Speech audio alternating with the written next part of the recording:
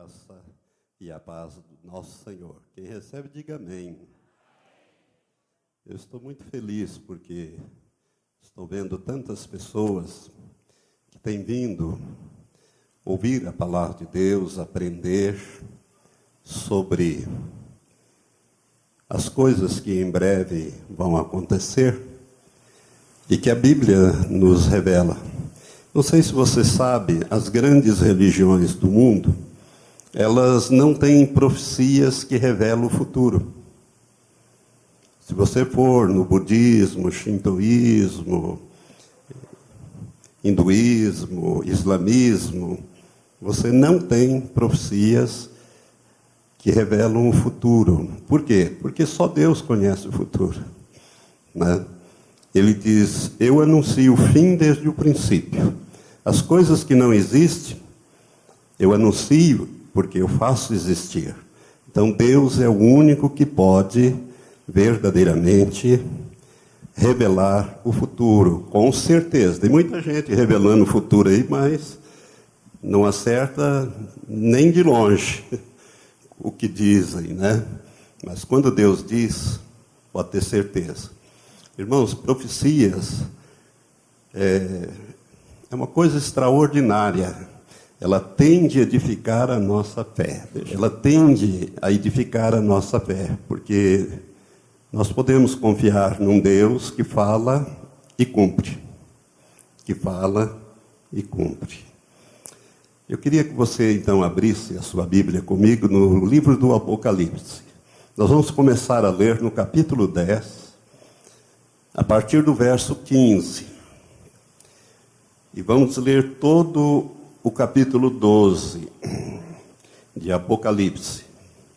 Eu falei para os irmãos que nós vamos começar a ministrar a partir de agora o arrebatamento da igreja do ângulo visto do céu, ou seja, do cosmo para a terra. Do cosmo para a terra. E eu quero convidar você a se colocar em pé, depois você vai ficar um bom tempo sentado, né, para nós fazermos essa leitura e orarmos a Deus também. Apocalipse capítulo 11. Você se lembra que o capítulo 11, ele fala das duas testemunhas. Então, na sequência, o verso 15 fala sobre a última trombeta, ou a sétima trombeta, melhor dizendo. E diz assim a palavra de Deus: e tocou o sétimo anjo a sua trombeta, e houve no céu grandes vozes que diziam, o reino do mundo, observe o detalhe, o reino do mundo, não é o reino dos céus, nem o reino de Deus, é o reino do mundo, passou a ser de nosso Senhor e do seu Cristo, e ele reinará pelos séculos dos séculos. E os 24 anciãos que estão assentados em seus tronos diante de Deus, prostraram-se sobre os seus rostos e adoraram a Deus, dizendo, graças te damos, Senhor Deus Todo-Poderoso, que és e que eras, porque tens tomado o teu grande poder e começastes a reinar. Iraram-se, na verdade, as nações, e então veio a tua ira, e o tempo de serem julgados os mortos, e o tempo de dares recompensa aos teus servos, os profetas e os santos, e aos que temem ao teu nome, a pequenos e grandes, e o tempo de destruíres os que destroem a terra.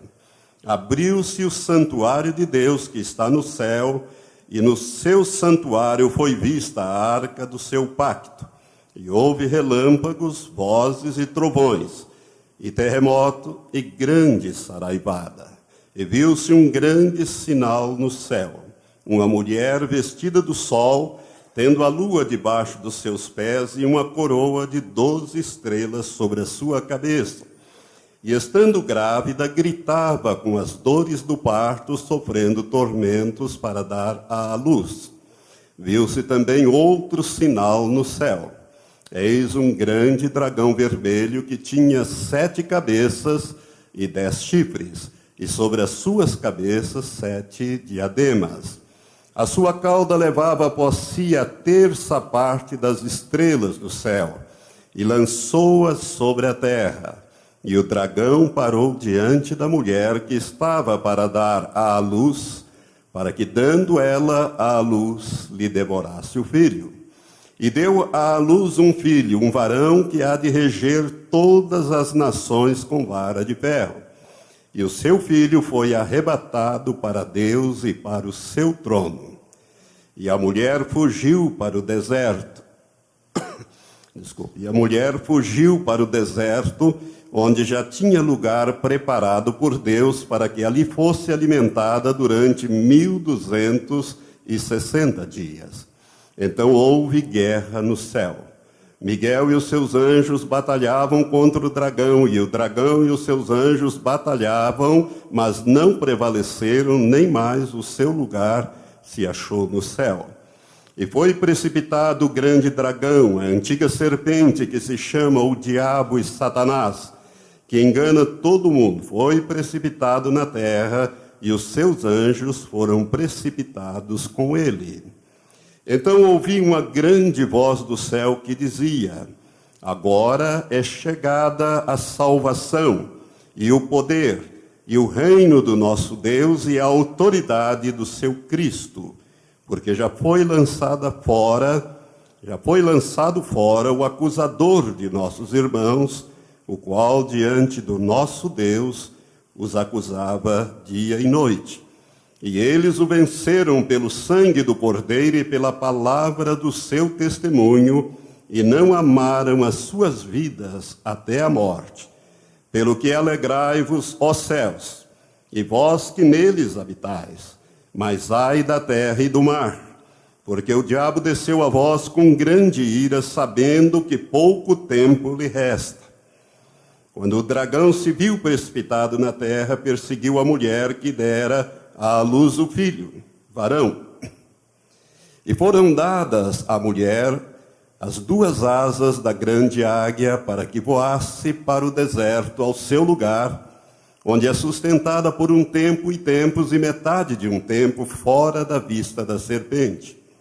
E a serpente lançou da sua boca atrás da mulher água como um rio, para fazer que ela fosse arrebatada pela corrente.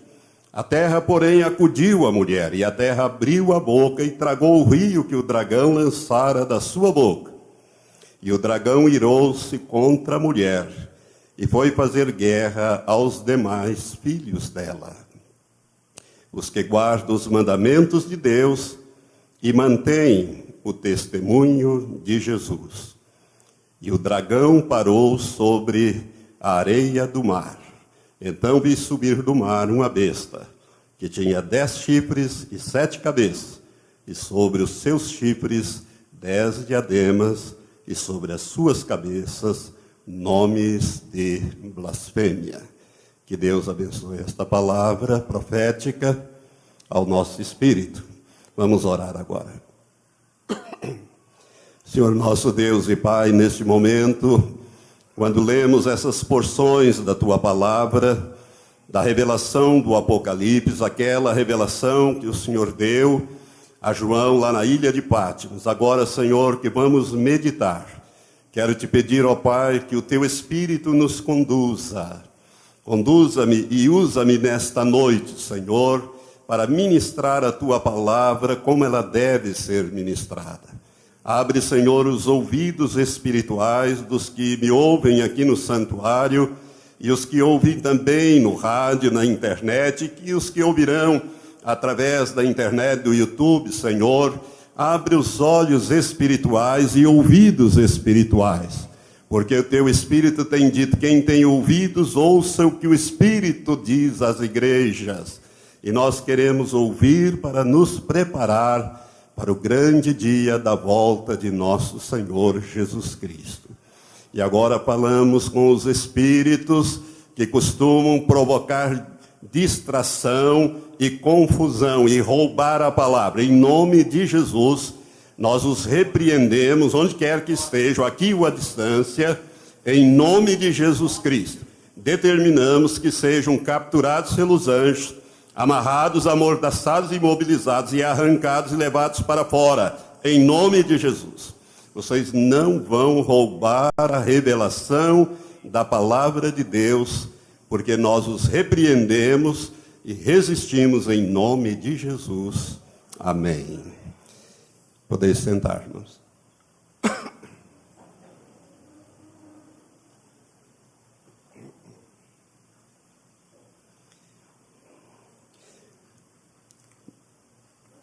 Você está preparado para ouvir coisas um pouco mais profundas? Queira Deus que você possa entender tudo que nós vamos ministrar, não somente hoje. Hoje será uma introdução e também nas próximas quintas-feiras, se Deus nos permitir. Amém? Irmãos, é muito importante que você entenda uma coisa. Se você nasceu de novo, você é uma nova criatura, uma nova criação de Deus.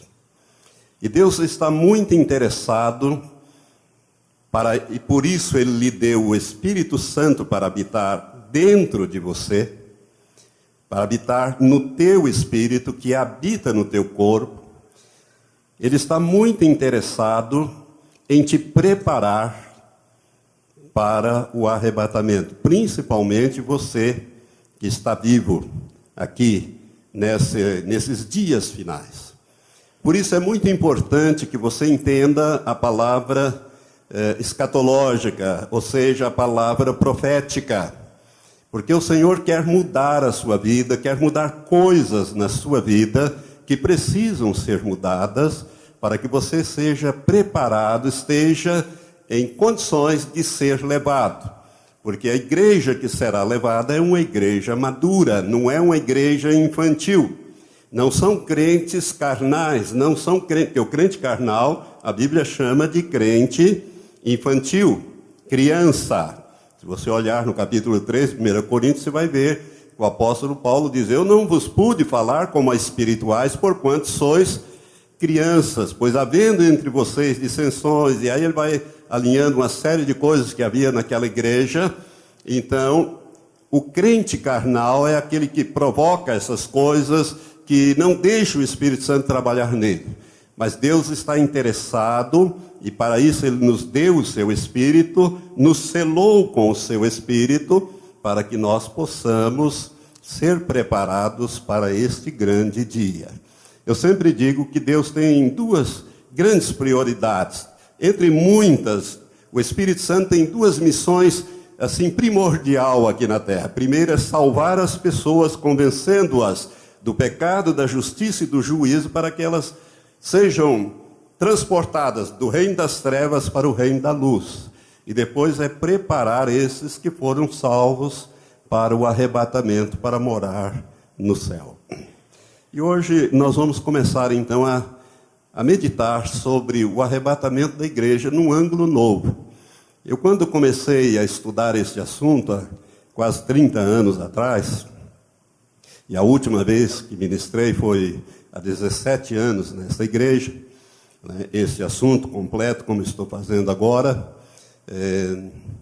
o Senhor foi me dando revelações, coisas, Ele foi me mostrando. E é claro que você tem que estudar. Eu estudei bastante, eu li muitos livros. Na época, eu li praticamente todos os livros que eu pude encontrar sobre este assunto do arrebatamento da igreja. Por isso, eu vou te trazer algumas coisas que você não vê as pessoas pregando, os pastores pregando. Abra então o teu coração para receber isso. Lembre-se que a igreja que o Senhor vai levar é uma igreja santa e irrepreensível aos olhos do Pai. Jesus deixa, aliás, a Bíblia deixa isso claro em Efésios capítulo 5, versículos 26 e 27. Jesus ali, a Bíblia diz que Ele está lavando a igreja pela palavra, a fim de apresentá-la a si mesmo, igreja gloriosa, sem mácula, sem ruga, sem coisas semelhantes a mácula e ruga, mas uma igreja santa e irrepreensível. É essa que Ele vai buscar, Ele vem buscar. Por isso, irmão, nós precisamos crescer. Nós precisamos Deixar o Espírito Santo fazer mudança em nossas vidas. Tá bom? Amém. Graças a Deus. Então, na última ministração que nós falamos, nós abordamos o arrebatamento da igreja visto da terra para o céu. Como ele vai se dar? O apóstolo Paulo recebeu essa revelação e ela está em 1 Tessalonicenses, capítulo 4, a partir do verso 13. Ele começa a descrever como será o arrebatamento que nós já examinamos. O próprio apóstolo Paulo foi usado também quando escreve a igreja em Corinto, na primeira carta, capítulo 15, a partir do verso 50 até 52, como é que isso vai se dar, quando isso inclusive se dará. Então, se você olhar para o versículo 16 de primeira, deixa seu dedo marcando, não tira de Apocalipse não, de 1 Tessalonicenses, o capítulo 4, o Nivaldo pode projetar, 1 Tessalonicenses 4, 16, você vai ver que o Espírito Santo inspirou Paulo a escrever: porque o Senhor mesmo descerá do céu com um grande brado, ouvida a voz do arcanjo, ao som da trombeta de Deus, e os que morreram em Cristo ressuscitarão primeiro. Depois nós, os que ficarmos vivos, seremos arrebatados juntamente com eles nas nuvens ao encontro do Senhor nos ares, e assim estaremos para sempre com o Senhor. Então, preste atenção. Nesses dois textos que eu citei, esse que eu acabei de ler e aquele que eu citei de 1 Coríntios 15, versos 50, 51 e 52, principalmente o verso 51 e 52, fala de como se dará o arrebatamento. Então, irmãos, o arrebatamento vai se dar no momento em que Jesus voltar e parar dos ares. E ele dará uma voz de comando. Esse texto, verso 16, diz que ele descerá do céu com um grande brado. Brado é grito, comando, voz de autoridade. Ele vai dar um comando e você vai ouvir o seu comando. Se você estiver vivo ou se você estiver morto, se morreu em Cristo, santo e irrepreensível, você vai participar do arrebatamento, você vai ouvir a voz do comando. Um arcanjo vai falar também. O arcanjo vai fazer alguma coisa. Nós vamos ver nesse texto o que significa isso. E também, a Bíblia diz aí no verso 16, que haverá o som da trombeta de Deus. E o apóstolo Paulo, ele escreve então, ele esclarece em 1 Coríntios 15, versos 51 e 52, que essa trombeta é a última trombeta. Essa trombeta que vai ser ouvida neste momento é a última trombeta. Esse é o meu entendimento da palavra profética. Algumas pessoas dizem que não, essa última trombeta não seria essa sétima.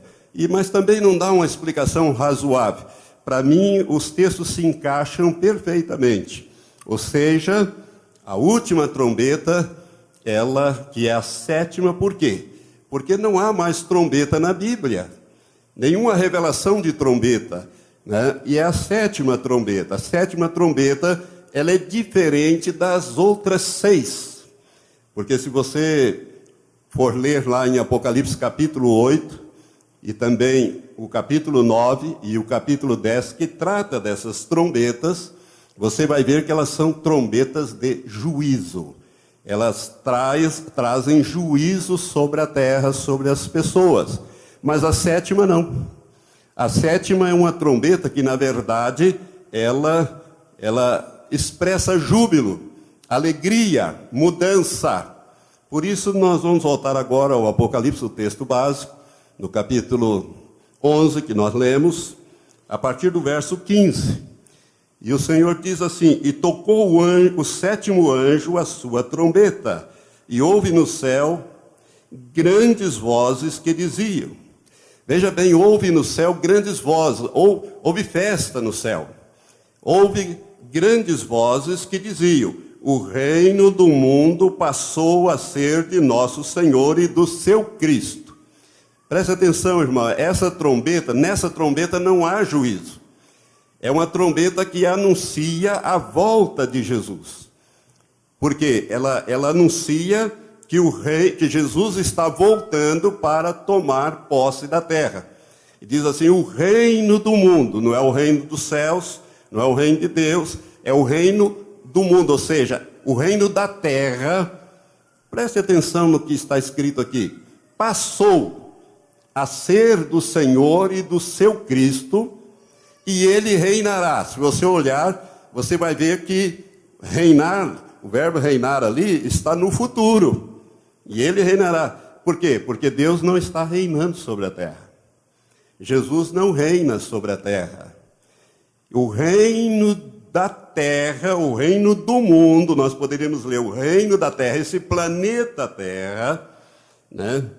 Essas vozes diziam: o reino do mundo ou da terra passou a ser de nosso Senhor e do seu Cristo, de Deus Pai e de Deus Filho.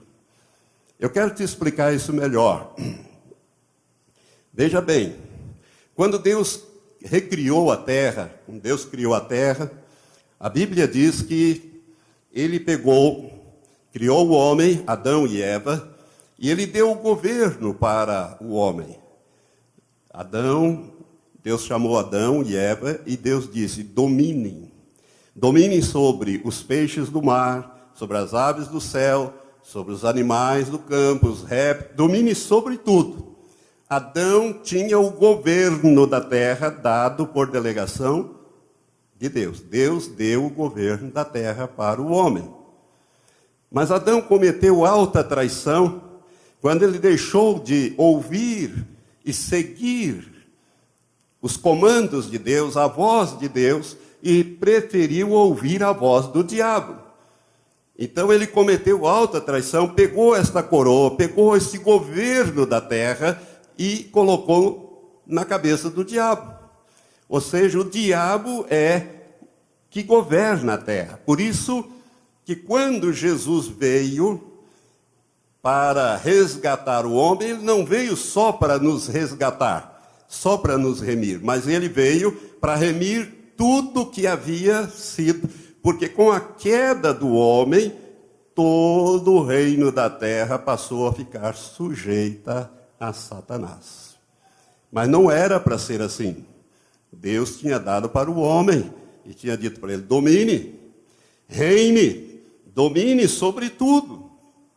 E Deus tinha dado a Adão todas as condições, e inclusive mandou que ele comesse da árvore da vida para que ele vivesse eternamente. Mas ele desobedeceu, ao invés de comer da árvore da vida, ele vai comer da árvore do conhecimento do bem e do mal, e o resultado é uma tragédia. Essa tragédia que nós estamos vivendo. Então essa terra, irmãos, Deus não reina nesta terra. Deus não reina nessa terra. Quem reina hoje é Satanás. Por isso que o mundo está do jeito que está. Eu quero que você entenda isso. É por isso que Jesus nos ensina na oração do Pai Nosso a orar: venha o teu reino, venha o teu reino, seja feita a tua vontade, assim na terra como ela é feita no céu. No céu a vontade de Deus é plena, não há distorção, não tem demônios, não tem confusão lá, né? Não tem. Então, lá a vontade de Deus se faz plenamente, mas na terra não. Na terra não faz. Se fizesse a vontade de Deus, você acha que haveria toda essa desgraça, essa violência, essa prostituição, carnaval, essa desgraça todas que tem por aí? Você acha que isso é vontade de Deus? Não, é vontade do diabo. Isso é vontade do diabo. Mentira, trapaça, violência, tudo que você possa imaginar, crises de todos os tipos. Crise moral, crise ética, essa roubalheira que a gente está vendo, aí chega até cansar a gente de ver os noticiários. Tudo isso aí é porque falta Deus, falta o reino de Deus, os princípios de Deus, o temor de Deus. Na terra, irmãos, a vontade de Deus não é feita. Ele é feito apenas por um grupo pequeno de pessoas, e nós formamos parte, integramos esse grupo que procura fazer a vontade de Deus na terra. Agora, quando Jesus resgatou o homem, ele fez um resgate completo. Por quê? Porque a terra pertence a Deus. A Bíblia diz: do Senhor é a terra, a sua plenitude, o mundo e aqueles que nele habitam. Tudo que está sobre a face da terra, Deus criou. Pertence a ele por direito de criação. Satanás é um usurpador. Ele enganou o homem, tomou isso do homem e se tornou o rei, o governante deste mundo. É por isso que a Bíblia diz em 2 Coríntios 4:4, que o mundo, o Deus desses séculos, ou o Deus deste mundo é Satanás. Satanás é o Deus deste mundo. Lá na primeira epístola de João, no capítulo 4, verso 19, está escrito que o mundo jaz no maligno. Ou seja, o texto original tem o sentido que o mundo está no colo do maligno. Dorme no colo do maligno. Ele tem o governo da terra. É por isso, irmãos, que a criação geme. A Bíblia diz que a criação geme, aguardando a redenção dos filhos de Deus, a saber, a ressurreição do nosso corpo, que vai se dar na ocasião do arrebatamento. Então vai começar a mudar. Por quê? Porque Jesus vem para tomar posse da terra. Ele vem para tomar posse da terra. Mas para ele tomar posse, ele vem primeiro buscar o seu corpo. Ou seja, ele é a cabeça, a igreja, que é a sua noiva, está na terra, e Jesus, para ele ficar completo, ele precisa se completar, cabeça e corpo. É um mistério que a Bíblia diz que Cristo é a cabeça e nós somos o seu corpo. Espiritualmente falando, misticamente falando, então Jesus só vai reinar quando ele estiver completo. Então aqui começa o resgate da terra. Eu quero dizer para você que Satanás, ele já está condenado. A Bíblia diz que Satanás já foi julgado, condenado, mas a pena não foi executada. Ela só será executada quando Cristo voltar em poder e grande glória, com a igreja completo e mais os anjos, e vai se travar a batalha do Armagedon. Então, houve grandes vozes que diziam: o reino do mundo passou a ser do Senhor e do seu Cristo, e ele reinará por quanto tempo? Pelos séculos dos séculos, para sempre. É por isso que eu digo que o planeta Terra não vai ser destruído. Ele não vai ser destruído. Ele vai ser restaurado. Quando eu falo do milênio, que é um estudo bem extenso, não sei se eu vou dar, eu estive meditando hoje à tarde, eu acho que eu vou ter que falar sobre o milênio, porque tem tantas coisas intrincadas aqui, ligadas ao milênio, e que se eu não falar, eu não sei se vocês vão conseguir entender bem. Mas o milênio, né, Jesus toma posse da terra, ele restaura a terra. Nós, quando estudarmos o milênio, vamos ver que Deus faz uma aliança com as feras da terra, por ocasião do milênio, tirando toda a ferocidade dos animais. Por isso que a criança vai poder brincar na toca da cobra, né? Vai poder brincar com a cobrinha, aquelas bem venenosas, enrolar no dedinho assim, porque bicho nenhum vai atacar. O leão vai pastar juntamente com o boi, a Bíblia fala disso. Quando vai ser isso? No céu? Não, aqui, no milênio. Vai ser aqui no milênio. Por isso o milênio é algo glorioso, é a restauração para que volte ao plano original de Deus. Irmãos, Deus jamais será vencido, ainda mais pelo diabo, né? Ele jamais será vencido. Deus é todo poderoso. Então ele vai restaurar e pessoas vão viver na eternidade na terra. Nós não. Nós não. Nós vamos viver com o Senhor lá no terceiro céu, na Nova Jerusalém. Amém? Mas pessoas vão estar aqui eternamente. Entram na imortalidade aqui, né? Então, nós vamos fazer uma exegese desses versículos daqui para frente, né? O reino do mundo passou a ser do Senhor, passou a ser. Quando João recebeu essa revelação há 2000 anos, não era. Então, só vai passar a ser quando Jesus voltar para tomar posse. Amém? Tirar o intruso, com os demônios e restaurar esta terra. E restaurar essa terra. E ele reinará, está no verbo, o tempo está no futuro, pelos séculos dos séculos. E nessa sequência da 7ª trombeta, e os 24 anciãos que estão assentados em seus tronos diante de Deus no céu, prostraram-se sobre os seus rostos e adoraram a Deus, dizendo: graças te damos, Senhor Deus Todo-Poderoso, que és e que eras, porque tens tomado o teu grande poder e começastes a reinar. Quando é que Deus reina hoje, irmão? Sobre tudo, menos sobre a terra. Começastes a reinar. Notou que está no verbo também, está no futuro? É a partir desse evento que Deus começa a reinar sobre a terra. É por isso que Jesus nos ensinou a orar: venha o teu reino, para que a tua vontade seja feita na terra como ela é feita no céu.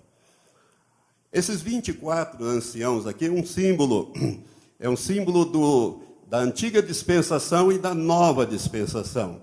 24 anciãos aqui representados pelos 12 filhos de Israel, que dá origem ao povo escolhido de Deus, né? O povo hebreu, o povo judeu. 12 representam eles e 12 representam os 12 apóstolos de Jesus Cristo, a nova dispensação. Então nós temos aqui um símbolo da antiga dispensação e da nova dispensação. Esses 24 anciãos estão diante do trono de Deus nos céus.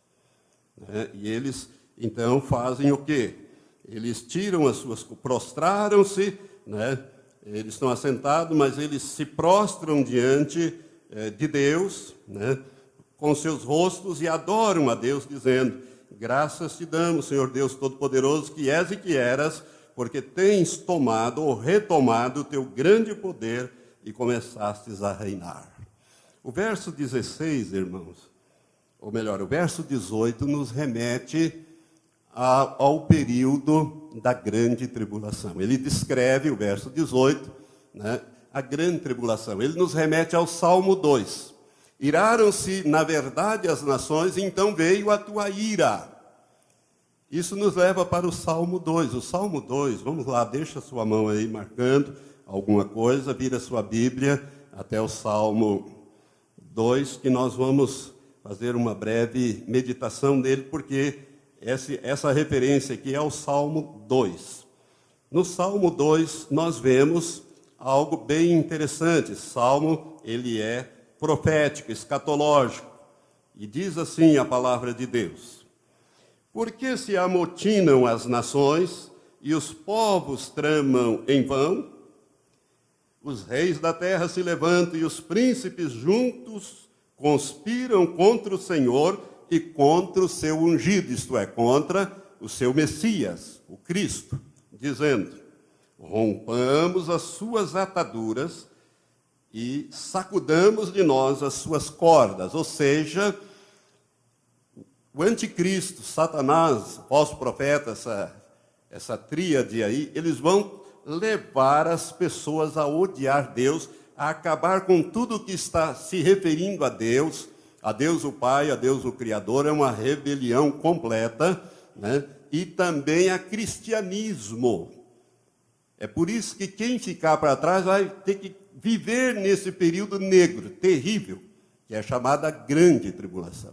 Aqui o salmista, ele diz: rompamos de nós, né? Eles dizem: rompamos as suas ataduras, ou seja, as prisões, os mandamentos de Deus, aquilo que Deus proíbe, aquilo que Deus coloca como ordenamento. Você está me entendendo? Então, o mundo vai ser levado a rejeitar completamente o Deus Criador, a filosofia e também a teologia judaico-cristã, os valores do judaísmo e do cristianismo, de um culto ao único Deus, de que Jesus é o Messias, né? O Espírito Santo, tudo isso aí, o mundo vai rejeitar. Já está rejeitando, não sei se você observa, né? Muitos países já tiraram da sua Constituição aquele preâmbulo que diz sobre a presença de Deus. né, sobre a autoridade de Deus. Tiraram. A nossa não foi tirada, mas tentaram tirar. Tirar lá no preâmbulo da nossa Constituição. Então querem tirar crucifixo, querem tirar tudo isso aí. Toda a ideia de Deus Criador e todos os mandamentos.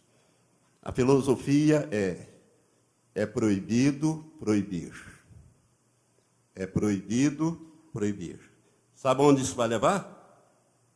Numa devastação total, numa coisa terrível, né? Onde tudo é permitido. Tudo é permitido. O mais forte domina o mais fraco, onde tudo é permitido. Rompamos as suas ataduras e sacudamos de nós as suas cordas, aquilo que nos amarra, que nos prende, que nos deixa limitado. Aquele que está assentado no céu se rirá. É um dos raros versículos na Bíblia em que Deus ri. Você não vê versículos na Bíblia Deus dando risada. E essa risada aqui é uma risada sarcástica, é de zombaria. Aquele que está assentado no céu se rirá e o Senhor zombará deles. Deus vai dizer, o quê? Quem vocês pensam que são? Vocês acham que são páreo para mim? Os humanos? Os demônios? Tem alguém que é páreo para Deus? Ele é todo poderoso. Deus vai dar risada, vai zombar. Agora, isso vai provocar a ira de Deus. Observe o versículo seguinte. Então lhes falará na sua ira e no seu furor os confundirá dizendo. Aqui começa a grande tribulação. Ou seja, é um versículo que nos remete à grande tribulação, à ira de Deus. Dizendo, eu tenho estabelecido o meu rei sobre Sião, meu santo monte. Jesus, irmãos, quando ele retornar, ele vai pôr os pés no Monte das Oliveiras, que vai se pender em duas partes, do Oriente para o Ocidente. E ele vai entrar triunfalmente em Jerusalém. Jesus vai governar visivelmente em Jerusalém. No milênio, não tem ninguém que vai aceitar Cristo como seu Salvador, porque o período da graça já terminou. As pessoas vão ter que aceitar, receber e aceitar o senhorio de Cristo.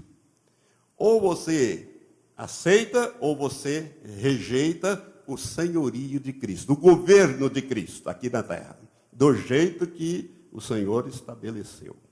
No governo de Cristo não tem carnaval, não tem nada dessas coisas que nós temos. Não tem futebol, não tem Olimpíada, não tem nada disso. Não tem corrupção. Se tiver vara de ferro em cima, é governo de vara de ferro.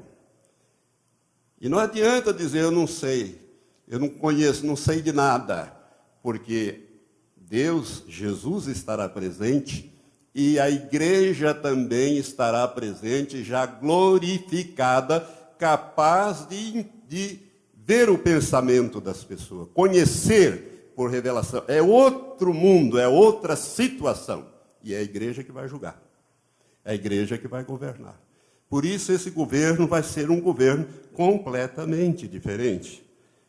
Eu tenho estabelecido sobre Sião o meu santo monte, falarei do decreto do Senhor. Ele me diz, tu és meu filho, hoje te gerei. Pede-me e te darei as nações por herança e as extremidades da terra por possessão. Quero dizer para você que Jesus já pediu e Deus já deu. A terra pertence a Jesus. Ele é que vai governar para sempre nesse planeta. Amém? O reino. Lembra-se do estudo que eu dei sobre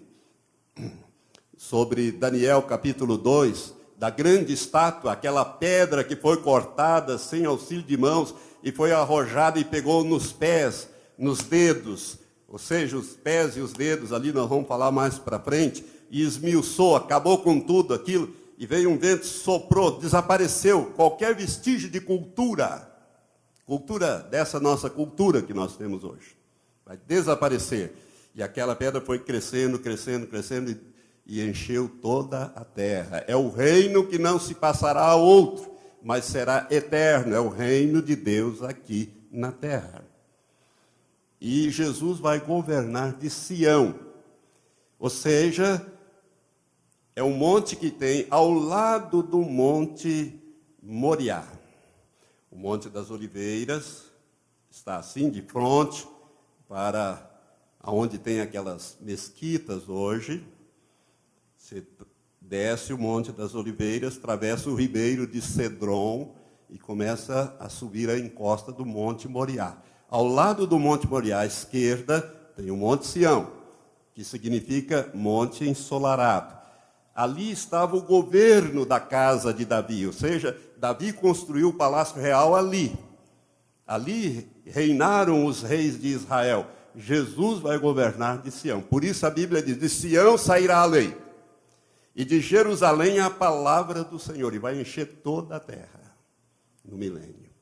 Então, irmãos, esse salmo aqui, ele fala exatamente desse período em que Jesus volta para tomar posse da terra. E eu quero dizer para você que Satanás, o falso profeta e o anticristo, aquela trindade maligna, vão ao encontro dos reis da terra, com espíritos que operam sinais, para arrebanhá-los para a batalha do Armagedon, a batalha do grande Deus Todo-Poderoso. É a batalha do Armagedon. Por quê? Porque Satanás, ele vai tentar impedir que Jesus tome posse da terra. Por isso, a batalha do Armagedon é uma batalha tremenda. Eu vou falar sobre ela mais para frente, na sequência desses estudos. Até aqui você está me entendendo? Eu me preocupo, porque eu conheço bem esse assunto, mas preciso transmitir de uma maneira inteligível e fácil para você entender esses textos todos.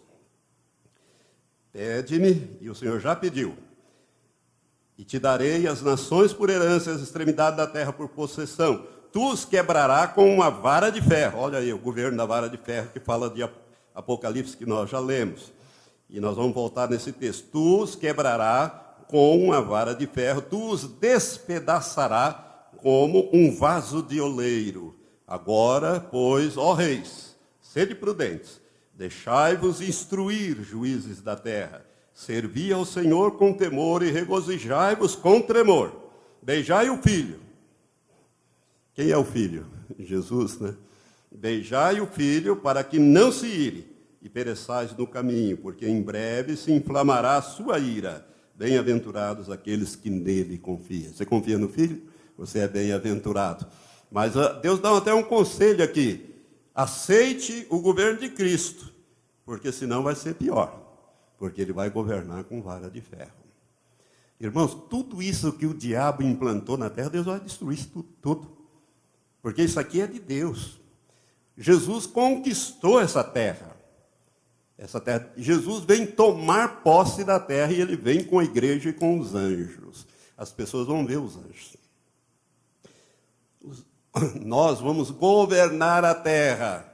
Tem nada de eleição. Não sei quando é que vai ser isso, mas para mim vai ser muito logo, muito breve. O Senhor Jesus vai designar um dos que faz parte do corpo para governar o Moarama, governar esses municípios, governar essa região. Outros vão governar a nível de estado, outros vão governar a nível de país, outros de continentes. São os reis. E nós vamos ir aqui, irmão, passar 1000 anos aprendendo a governar. Como é que Deus quer que a gente governe? Por quê? Porque nós não vamos ficar aqui. Nós não vamos ficar aqui. Quando eu falar do milênio, eu vou mostrar isso na Bíblia. Nós não vamos ficar aqui. Nós vamos governar o reino de Deus. A Terra é um planetinha pequeno que faz parte do reino de Deus. Faz parte. Mas o reino de Deus é tudo que Deus criou. E os cientistas, quando olham para o universo, eles ficam de boca aberta, dizendo, mas como pode ser tão grande? Bilhões de sistemas, bilhões de estrelas, de galáxias. Ou você pensa que Deus não tinha nada para fazer, e disse, bom, até que as coisas se ajeitam, eu vou começar, eu vou me distrair criando essa galáxia, criando mais aquilo. Não, Deus não faz nada sem um propósito. Tudo que Deus criou é para nós, faz parte do reino dele, e nós vamos reinar com ele na eternidade. Eu não sei quem vai governar essa galáxia chamada Via Láctea, mas alguém vai. Um dos santos vai. Porque é rei. Rei só faz uma coisa: governa, reina. Reina. Mas nós vamos aprender primeiro como é que Deus quer que a gente governe. Por isso vai ser um estágio probatório de 1000 anos aqui. Lembre-se que 1000 anos para Deus é como um dia. E 1000 dias como anos, como 1000 anos. Para Deus não tem, para nós também já não teremos mais o fator tempo e espaço. É por isso que quando a igreja vir, ela já estará glorificada, nós vamos morar na Nova Jerusalém. A Nova Jerusalém vai parar, ela vai vir, ela é uma cidade máquina, para nós entendermos a linguagem, como se fosse uma cidade máquina, ela vai parar em cima de Jerusalém e nós vamos morar lá. Mas ao mesmo tempo que eu estou no Brasil, eu estarei em Jerusalém, na Nova Jerusalém. Você lembra quando eu contei aquela experiência do arrebatamento no Espírito, que eu tive há 20 anos atrás? Que eu estava lá em Curitiba, no dia que o Ayrton Senna morreu? Eu contei essa experiência. Né? Eu estava participando da ceia, e de repente eu peguei o cálice e o pão, eu já falei isso algumas vezes aqui, e fechei os olhos para orar, que eu ia pregar depois. E quando eu fechei os olhos, eu estava em Jerusalém. Mais de 10.000 quilômetros de distância. Eu estava simplesmente em Jerusalém, no abrir e fechar dos olhos. Aí o Senhor, eu vi Jesus, o Senhor falou comigo, eu já contei essa experiência, não vou falar isso agora não. Eu só estou querendo te mostrar que no abrir e fechar de olhos você desloca altíssima, vamos dizer assim, grandes distâncias. Basta você, é outro tipo de ciência, de conhecimento. O conhecimento do homem é uma piada perto de Deus. Deus coloca isso como loucura. A sabedoria, o conhecimento do homem é loucura diante dele, é tolice perto dele. Mas nós vamos adquirir tudo isso. Então, beijai o filho, Deus dá até um conselho, para que não se ire e pereçais no caminho, porque em breve inflamará sua ira. Está quase aí, irmãos.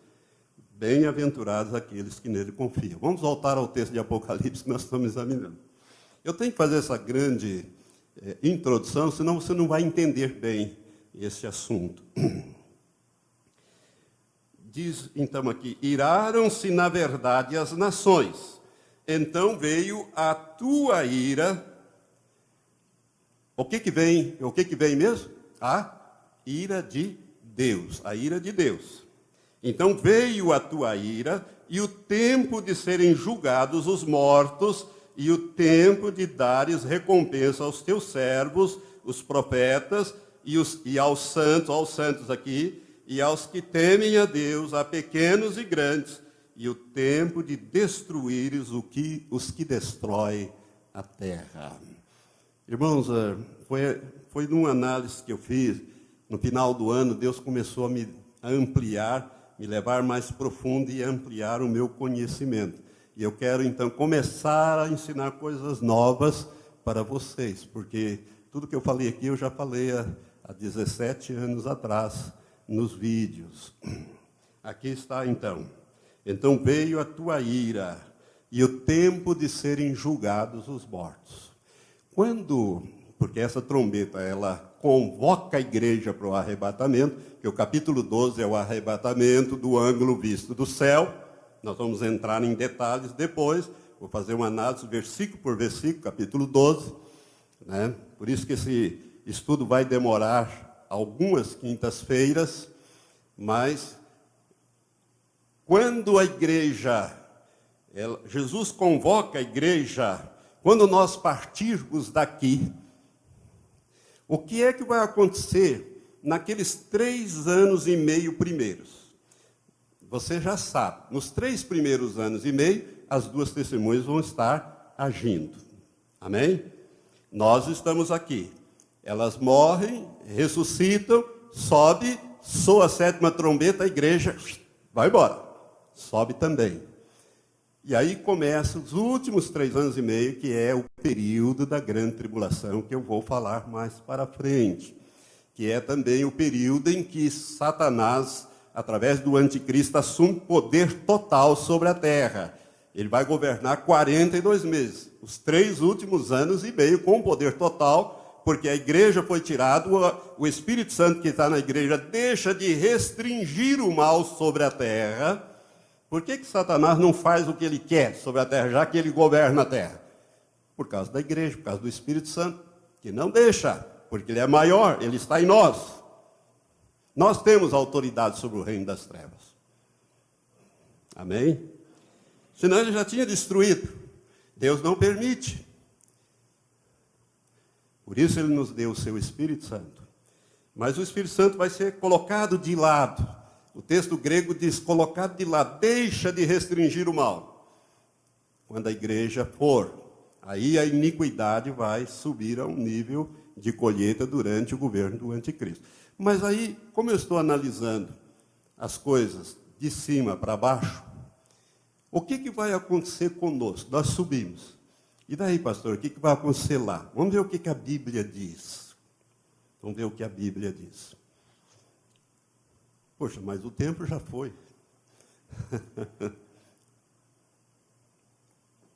Eu tenho que falar muitas coisas para vocês sobre isso. Então, eu acho que eu vou deixar para a próxima quinta-feira, que o nosso tempo está escoando. Eu quero que os irmãos que estão na internet e também os que estão principalmente no rádio, que vai até 9h30, o nosso contrato, participem. Porque tem muitos irmãos que não têm saúde mais para vir. E eles nos ouvem nas quintas-feiras pelo rádio, participam desse culto. Mas deixa eu te dizer para você. Quando nós sairmos daqui, que nós formos arrebatados, nós vamos encontrar o Senhor nos ares. Mas sabe o que vai acontecer? Nós vamos passar pelo tribunal de Cristo, a igreja toda. Nós vamos passar pelo tribunal de Cristo. Ah, meu irmão, aí a coisa não é para a salvação. Preste atenção nisso. Tribunal de Cristo não é para a salvação. É somente para os salvos, para os que foram arrebatados. Não há condenação para isso. Nós não vamos passar por um tribunal para dizer se nós vamos para o céu ou se vamos para o inferno. Não. Nós vamos para o tribunal de Cristo, porque é nesse tribunal que Deus vai aferir, né? Ele vai julgar, Jesus vai julgar, porque o tribunal é de Cristo.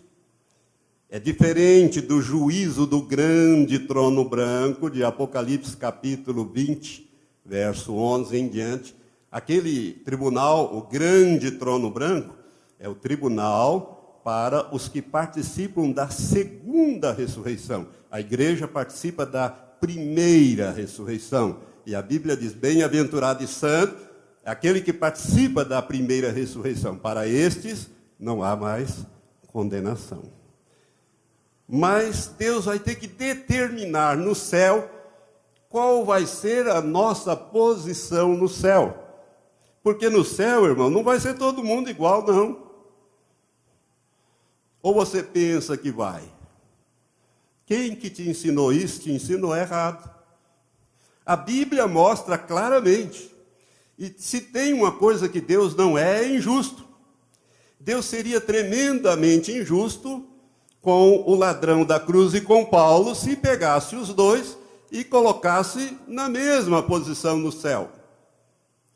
Porque o ladrão da cruz só fez a obra do diabo, roubar, matar e destruir, por isso ele estava pregado lá naquela cruz. E no último momento ele disse, Senhor, lembra-te de mim, por favor, misericórdia. Lembra-te de mim quando entrares no teu reino. Jesus disse, em verdade te digo, que ainda hoje você vai estar comigo no paraíso. Onde que está esse homem? No paraíso. E o apóstolo Paulo? Está com o Senhor. Mas o apóstolo Paulo trabalhou muito mais, sofreu muito mais, se esforçou muito mais. Aqui ele não fez nada, só fez a obra do diabo. Então, a posição de um e do outro no céu é diferente. E eu vou mostrar isso dentro da Bíblia para você. Amém? Por isso, meu irmão, vale a pena servir a Deus, compreender a palavra de Deus e aproveitar o tempo para nós melhorarmos, como diria na linguagem de hoje, o nosso handicap. Né? Melhorar os nossos galardões. Eu vou dar continuidade a isso, então, na próxima quinta-feira. Mas você pode ter certeza que vai ficar bem claro para você este ensino. Eu tenho orado muito a Deus e eu peço que você ore por mim, irmão. Eu tenho sentido muito ataque, porque Satanás não quer que eu ministre essa palavra, nem que você entenda essa palavra. Porque ele não quer que você se prepare, ele quer que você leve essa vida morna, nesse banho-maria, nesse negócio de estar lá e estar cá, servindo a Deus e o diabo. Ele quer que você fique assim, porque ele sabe que assim você não será levado, será deixado. E se você for deixado, você vai estar aí, no reino dele, com poder total, anticristo com poder total, e sem a proteção que hoje você tem do Espírito Santo. Ele sabe que você vai ser martirizado ou você vai perder a salvação. Uma das duas coisas vai acontecer com você se ficar para trás. Por isso, é muito importante que você entenda a revelação de Deus, profeticamente falando. Então, quando nós sairmos daqui, o Senhor vai nos levar a passar pelo tribunal de Cristo. A igreja vai passar pelo tribunal de Cristo. E é sobre isso que nós daremos sequência, ainda dentro desse versículo 18. Ainda nem terminei a introdução que eu quero dar. Amém? Que Deus, então, possa nos abençoar. Até aqui, meu amado irmão e irmã, deu para você compreender o que nós estamos falando? Eu estou indo bem devagar, porque eu estive vendo aqueles DVDs antigos, e eu tinha muito mais energia, mais força. Então, eu falava muito rápido, assim, mais ou menos como uma metralhadora. Né? E hoje eu percebo isso. Então, de um tempo, eu passei a falar mais devagar, mostrar os textos, não citá-los tanto de cor, mas fazer você ir no texto para você ler, porque é a palavra de Deus. Às vezes a gente cita de cor, não tem tanto impacto quando você abre a sua Bíblia e olha lá o que está escrito na sua Bíblia. Ela é lâmpada para os nossos pés e é luz para o nosso caminho. Então, por isso você está entendendo que eu preciso de tempo. Então, na próxima quinta-feira, com a graça de Deus, nós vamos dar continuidade a esse estudo. Vamos ficar em pé todos.